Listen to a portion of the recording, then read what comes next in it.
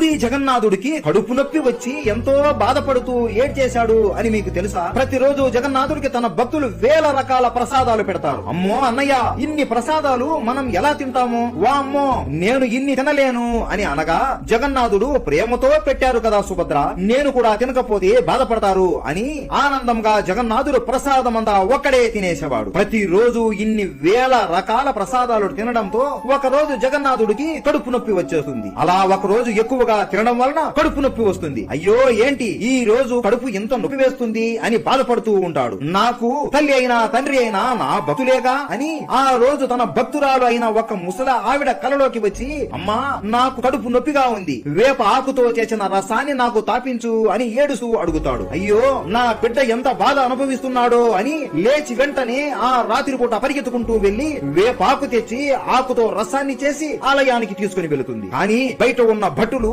ఆమె చెప్పేది అస్సలు నమ్మరు. స్వామి వారికి కడుపు నొప్పి రావడం ఏంటి, అది కూడా నీలాంటి ముసలదాన్ని సహాయం అడగడం ఏంటి అని ఆమెను అవమానించి ఆ వేప రసాన్ని కింద పడవేసి లోపలికి పంపించకుండా తరిమివేస్తారు. ఆ ముసలి ఆవిడ రాత్రి అంతా ఏడుస్తూ నా బిడ్డకు ఎంత నొప్పి ఉందో అని ఏడుస్తూ జగన్నాథుడిని చూస్తూ కళ్ళు మూస్తుంది. కడుపు నొప్పితో జగన్నాథుడు అప్పటి రాజుకు కలలో వచ్చి కోపంతో నా తల్లికి ఇలా అవమానం జరిగింది, నాకు కడుపు చాలా నొప్పిగా ఉంది అని చెబుతాడు. అదే రాత్రి ఆ రాజు ఆ ముసలి ఆవిడ ఇంటికి వెళ్లి వేపాకుతో మళ్లీ రసాన్ని చేపించి ఆలయానికి ఆమెను తీసుకుని వెళ్లి ఆమె చేతులతో జగన్నాథుడికి అర్పిస్తాడు. వెంటనే జగన్నాథుడు కడుపు నొప్పి తగ్గిపోతుంది. ఇప్పటికీ కూడా ప్రతి రోజు భోజనమయ్యాక జగన్నాథుడికి వేపాకుతో చేసిన రసాన్ని అర్పిస్తారు. జగన్నాథుడు అంటే మీకు ఇష్టం ఉంటే జై జగన్నాథ అని కామెంట్ చేసి సబ్స్క్రైబ్ చేసుకోండి.